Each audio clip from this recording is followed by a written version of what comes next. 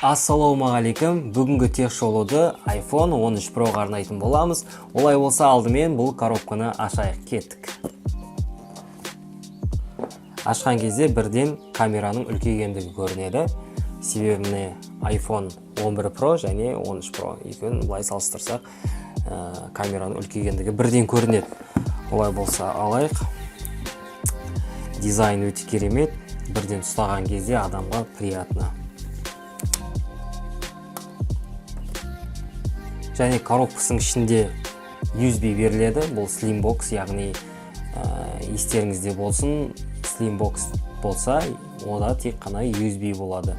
Басқа оның басының зарядкасы болмайды, яғни питание және наушник болмайды. Қазір кезде тек қана USB мен бірге келеді. Және мынандай кішкентай документі десек болады. Бір ғана наклейка, бұрын екі наклейка болатын, қазір бір наклейка. Және кішкентай документі және скрепка, iPhone-ның скрепкасы. iPhone-ның қандай жаңа мүмкіндіктері барын Apple компаниясы өзі толықтай презентацияда көрсетіп шықты. Яғни ол экран, процессор, тағы батарейкасы көбейгендігін барлығын толықтай айтып шыққан болатын. Ал мен өзімнің шолуымда тек қана видео, фото бойынша сөз ететін боламын, және қандай өзгерістері бар, және осы жылы қандай iPhone алған дұрыс, және қандай адамға қандай телефон қажет.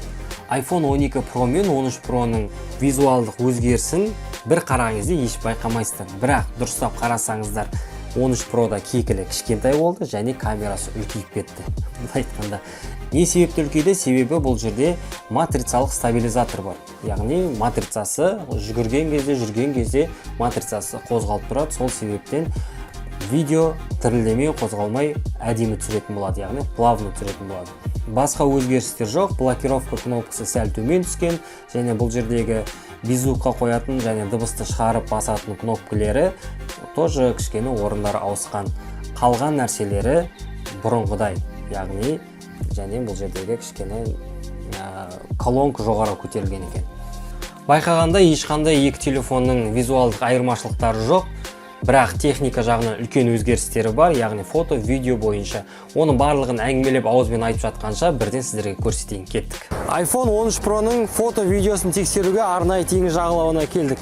Қазір бұйырса бірінші фотодан бастаймыз, одан әрі видеоны көрсететін боламыз.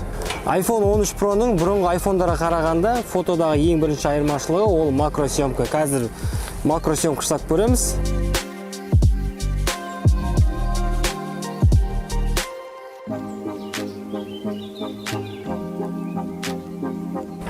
Тағы да бір ерекшелік, ол iPhone'да стиль деген нәрсе пайда болды. Бұрын фильтр болатын болса, қазір стиль деген нәрсе бар. Ол мына жерде бүйтіп басамыз. Мысалы қарасақ, бірінші стандартный, одан кейін насыщенный, теплый деген бар, красочный, теплый, прохладный, яғни холодный.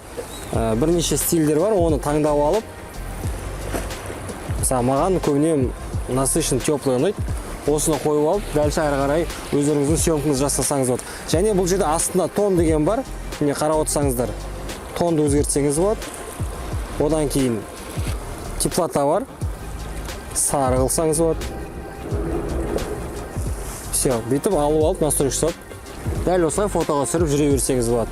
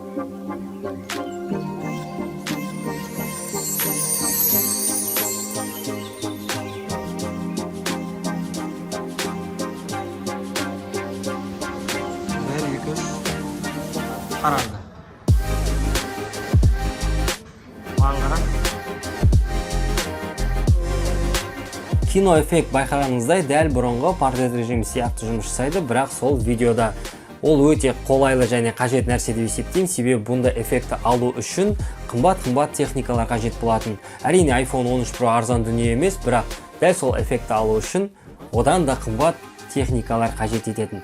Сондықтан бұл өте қажет нәрсе деп есептеймін, сондықтан біз оны кейбір жерлерде қолданатын боламыз. Презентациясында көрген кезде видеода ProRes форматы бар деп айтқан болатын.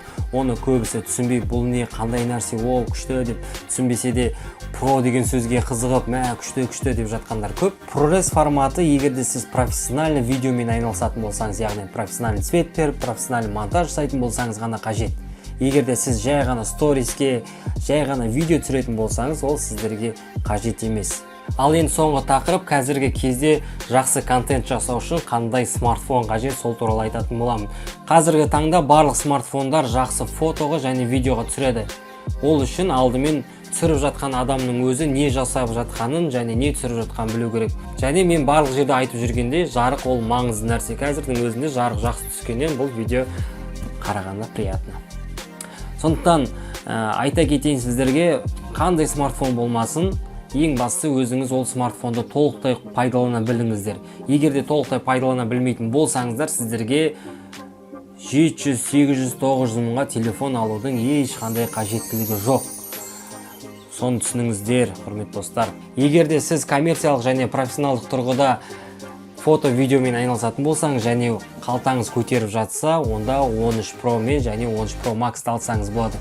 Не себепті 13 Pro және 13 Pro Max? Себебі оларда 3 камера бар және олардың айырмашылығы тек қана размерінде, яғни экранның размері және батарейканың көптігінде. Қалған барлық жерінде ол екеуі бірдей. Ал егерде қаражат жағы тапшы болып жатса, одан төменгілерін ала берсеңіздер болады. Бұл кеңесті тек қана енді iPhone ұстайын деп жүрген адамдарға, енді iPhone-ды алайын деп пландап жүрген адамдарға айтып жатырмын. Егер қолдарыңызда iPhone 11 Pro, Pro Max және 12 Pro, Pro Max болатын болса, онда 13-ке көшудің еш қажеттілігі жоқ. Ал егер қолдарыңызда былай айтқанда ескі iPhone-дар болатын болса, және жаңасына ауысқыңыз келіп жүрген болса, және 3 камералық iPhone алғыңыз келіп жүрген болса, тағы қаражат мүмкіндігі жетіп жатқан болса, бірден 13 Pro-ны ала салыңыздар. Себебі ертең бір жылдан кейін тағы да ол ескі көне болып бастайды. Сондықтан бірден жоғарғысына көшуге кеңес беремін. Әрине, егер қаражат мүмкіндігі болып жатса.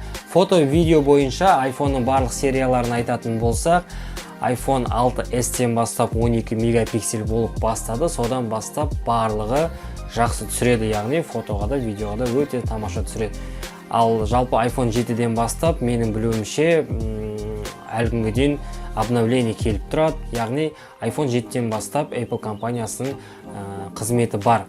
Мүмкін 6s-ке де барша, бірақ 6-да жоқ екенін нақты білемін. 6-ға ешқандай обновление келмейді, ешқандай сервис жасалмайды. Егерде қолдарыңда iPhone 7 бар, онымен де жақсы дүние жасауға болатын біліңіздер. iPhone 8 болса, онымен де жақсы дүниелер жасауға, одан әрі жақсы контенттер жасай беруге болады.